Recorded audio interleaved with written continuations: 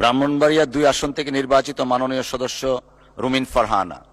ধন্যবাদ। মাননীয় স্পিকার, আপনাকে অসংখ্য ধন্যবাদ। মাননীয় স্পিকার, কাদম্বরী মরিয়া প্রমাণ করিল যে কাদম্বরী মরে নাই। আমাদের তেলের দাম শেষমেশ বৃদ্ধি হইল মাননীয় স্পিকার, কিন্তু তার আগে আমরা দেখলাম কয়েক কিলোমিটার জুড়ে লম্বা লাইন। আমরা দেখলাম মাঝরাত পর্যন্ত ড্রাইভাররা দাঁড়িয়ে আছে, তারা তেল পাচ্ছে না, কিন্তু সরকারের সেই ব্যাপারে কোনো হেলদোল নাই।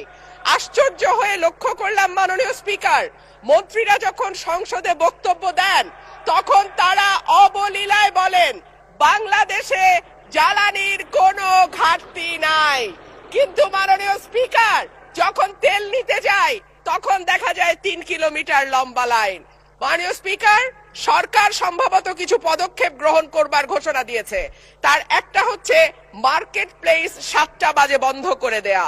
চমৎকার সিদ্ধান্ত মাননীয় স্পিকার, তবে মনে রাখতে হবে কেনা কাটা বা শপিং যেটুকু হয় সেটুকু সন্ধ্যার পরেই হয়, তার আগে হয় না।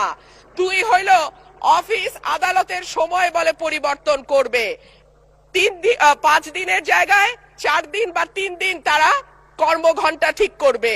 কিন্তু প্রশ্নটা হচ্ছে যদি জ্বালানির কোনো সংকটই না থাকে তাহলে এত লম্বা লাইনই বা কেন, দামই বা বাড়াইতে হয় কেন, অফিস কর্মসূচি সময় পরিবর্তন করতে হয় কেন? এই প্রশ্নগুলা তো ওঠে মাননীয় স্পিকার। মাননীয় স্পিকার, আপনার মাধ্যমে এই সংসদের কাছে আমি জানতে চাই, জ্বালানি মন্ত্রীরা যখন গণমাধ্যমে কথা বলেন তখন মনে হয় বাংলাদেশে আল্লাহর রহমতে কোনো সংকট নাই।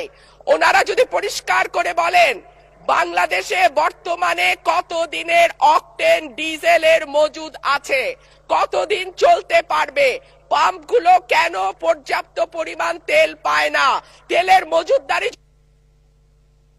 ধন্যবাদ মাননীয় সদস্য।